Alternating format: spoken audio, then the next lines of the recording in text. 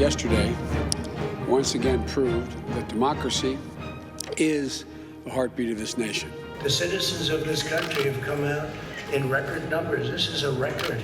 There's never been anything like it to support our incredible movement. I'm not here to declare that we've won, but I am here to report when the count is finished, we believe we will be the winners. We're getting ready to win this election. Frankly, we did win this election. So we'll be going to the U.S. Supreme Court. We want all voting to stop. Now, every vote must be counted. The voting may be over, but we are not finished yet. Hi, everyone. I'm Elaine Quijano. It's good to be with you. Thanks for joining us. The Trump campaign is suing to stop vote counting in Pennsylvania and asking for a recount in Wisconsin as ballot tabulation and canvassing continues across the country. Here's footage of protesters in New York City and Philadelphia. They are marching and calling for every vote to be counted. It comes after protesters in Detroit tried to enter a vote counting room. They chanted, "Stop the count," before being pushed back by police. This is where things stand after CBS News projected this afternoon that Joe Biden will win Wisconsin. If that margin stays within 1% after the state finishes checking the results, then a recount can be requested. After Wisconsin, CBS News projected Michigan for Biden, likely giving him two states President Trump won in 2016. Overall, that puts Biden closer to the 270 Electoral College votes needed to win the presidency. Let's get right to our panel with Catlin Huey-Burns, Zeke Miller, and Siobhan Hughes. Catlin is CBSN's political reporter, currently in Philadelphia. Zeke is a CBSN political contributor and White House reporter for the Associated Press. And Siobhan covers Congress and Capitol Hill for the Wall Street Journal. Welcome to you all. Thanks for being with us. So, Zeke, walk us through what the Trump campaign is actually challenging here. The Trump campaign right now is challenging their rights to observe the vote count. They're, at this point, not challenging the count itself. They're threatening to make all sorts of challenges, particularly in Pennsylvania, to ballots received after Election Day. They have not really done that yet. They've lost that fight numerous times so far. But this is largely a delaying tactic on the part of the Trump campaign that, as CBS, as the Associated Press, and other outlets have called more and more of these battleground states for Biden, and he appears to be sort of, at this point, 1 or 2 states away, depending on the state, from hitting that 270 electoral vote threshold. An effort on the part of the Trump campaign to sort of stall as long as possible. They are hoping for that Pennsylvania will swing their way, and then suddenly there could be a newly competitive race again. But also, this is also fulfilling the president's predictions into sort of falsely stoking, unsupported, unsubstantiated theories regarding election fraud or other sort of electoral mismanagement. Results from across the country yesterday pointed to sort of very well-run elections under particularly trying situations with the coronavirus pandemic. There's no evidence of widespread fraud.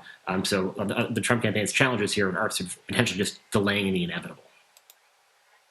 Well, speaking of Pennsylvania, Catlin, in Philadelphia, members of the Trump campaign, including Rudy Giuliani and the president's son, Eric, held a press conference just a short time ago. What did we learn?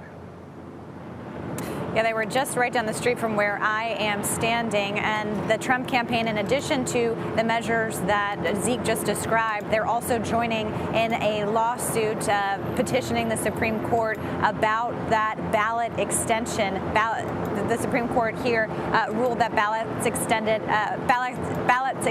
after Election Day, 3 days up to after Election Day, could be accepted here. They have joined in that challenge. The Trump campaign also here, in the form of Rudy Giuliani and Eric Trump, alleged without any evidence that Democrats are trying to cheat the system here. We should really just tamper that down right now. What we're talking about here is Pennsylvania is still counting ballots that were cast by Election Day. They're counting them in this building behind me in the Pennsylvania Convention Center here in Philadelphia. They're counting them all across the state, and they have not yet reached a conclusion.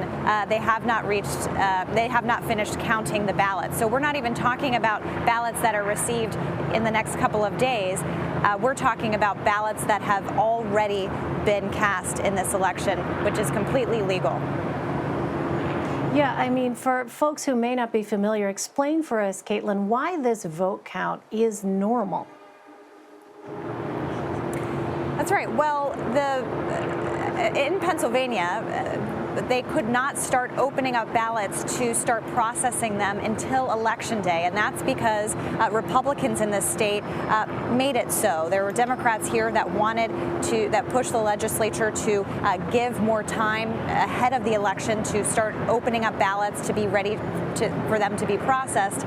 The Republicans didn't want to do that, and so now you have a delay or not a delay, but it just takes a while to open up these ballots. So that's what we're seeing here. But again, since Pennsylvania is such a critical state, and since it could be determinative it could help determine whoever wins the White House, given how close this race is, every ballot counts here. So there are protests down the street from where I am. Protesters urging every ballot to be counted. This city is prepared for a lot of attention on it. There are choppers flying overhead right now. This is a city that will be watching, and we don't yet know the timeline for Pennsylvania to finish counting all of those votes. Yeah, so Catlin, as you're speaking, I don't know if you can see it, we have a split screen up. If we can show our viewers once again, you mentioned just down the street are those protests, and we can hear those helicopters in your shot.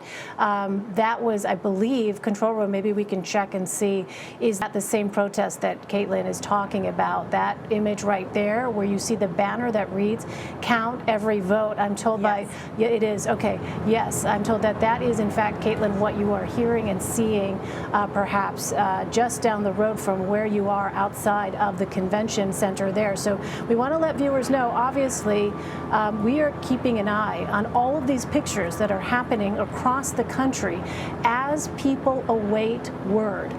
We've talked about this. We've been trying to prepare people for this notion that it would, in fact, take time.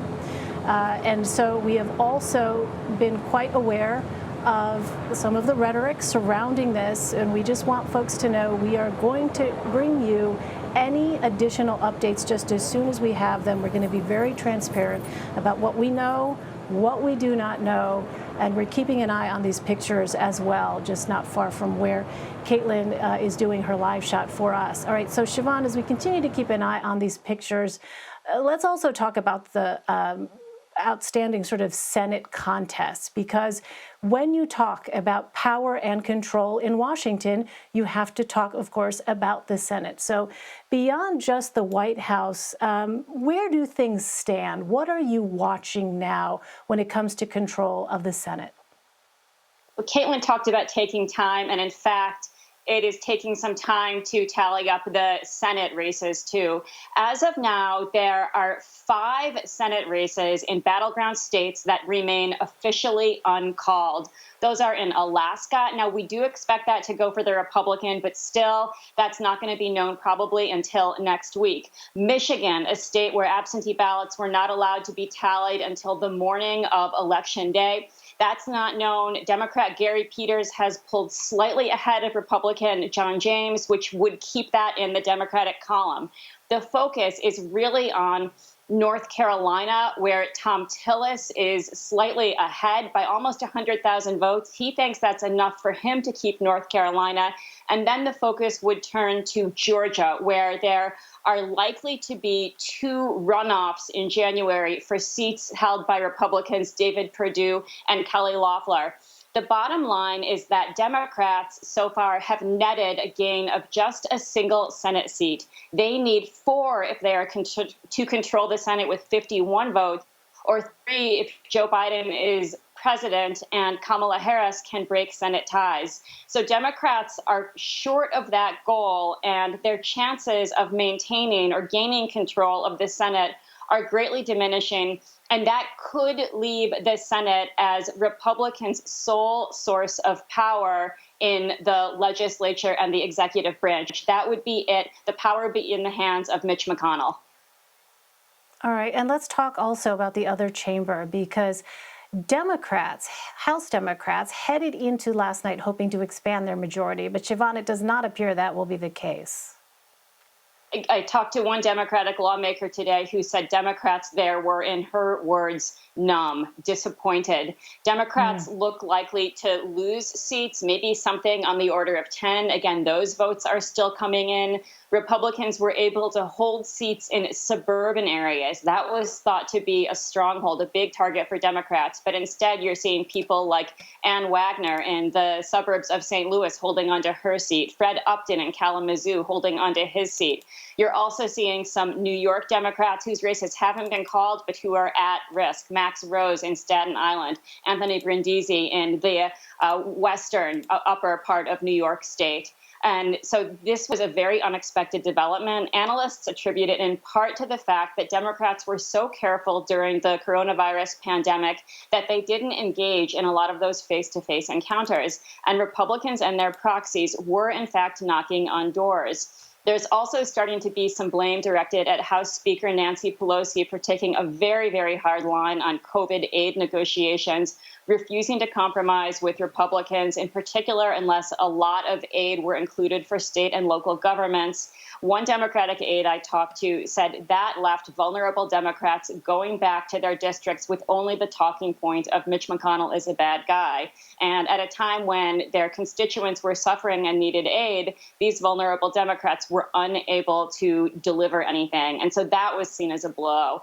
Other Republicans running on issues that Democrats focus on social justice had gone so far to the point that it was really denigrating the police in an unfair way. And again, that issue we saw back in 2016 of support for the working white class who really haven't come back to the fold. And finally, another miscalculation some analysts have said is that Donald Trump also outperformed. And so he was not the drag on the ticket that a lot of people might have expected. You saw that really clearly in the Senate races, where excepting for in the state of Maine, where Susan Collins won by about 9 points and Donald Trump lost by about as much, and every single race, how Trump did, the Republican did as well. Siobhan, I just want to stay with you for a moment as we continue to watch those pictures. That was New York City that we were just showing viewers a moment ago, because you mentioned House Speaker Nancy Pelosi. What were the forces and what have been the forces at work? When you talk about the different kind of wings of the Democratic Party, especially in this environment in 2020, when there has been, and we know this because the exit polls showed that racial inequality was in fact a top issue of importance to voters this year. Describe some of the various ways in which the House Speaker was pulled to try to either in some instances come up with a deal, as you talked about, for COVID relief. In other cases, do more or be perceived as doing more, taking a harder line on some of these social justice issues. Can you talk to us a little bit about that? You know, a lot of it, Nancy Pelosi had a very, very fine line to walk. And in some ways, that fine line she was trying to walk got drowned out by a single-minded Republican message of you're too liberal. But for example, in the police reform efforts earlier this year, Republican Senator Tim Scott had put a compromise reform package on the table, and House Speaker Nancy Pelosi simply would not take that up. So that was a missed opportunity to impose some curbs of the sort that really both sides had agreed in the unjust killing of Black men, largely at the hands of police officers. But nothing came of that, was one example.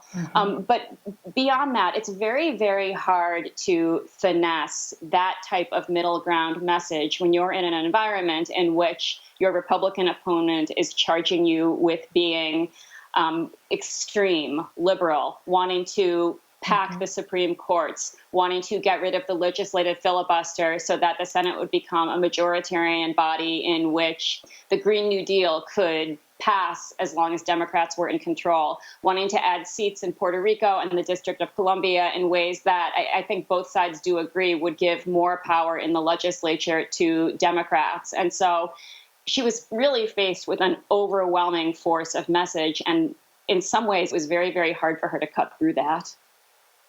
Yeah, and so Zeke, that brings me to you. Describe for us, as we continue to watch again, still, for viewers who might just be joining us, we were talking to our Catlin Huey-Burns just a moment ago. She's outside the Philadelphia Convention Center where there is a vote counting effort underway.